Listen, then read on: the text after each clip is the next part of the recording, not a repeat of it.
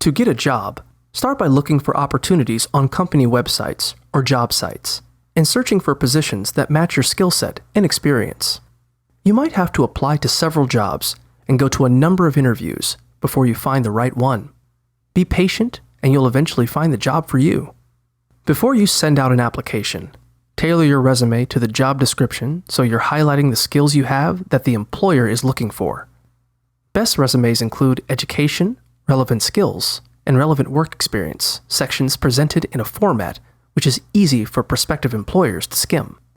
If you're just starting out, look for a resume template online. You may also want to include a short half-page cover letter.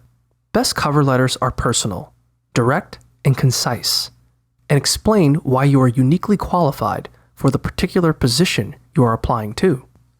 Put some time into each cover letter you create, since it's your chance to make a positive first impression while differentiating yourself from other candidates.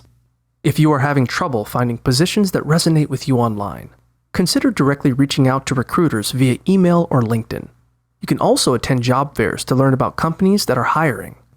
Don't get discouraged if your job search is taking longer than expected, since getting a job takes time and effort for everyone.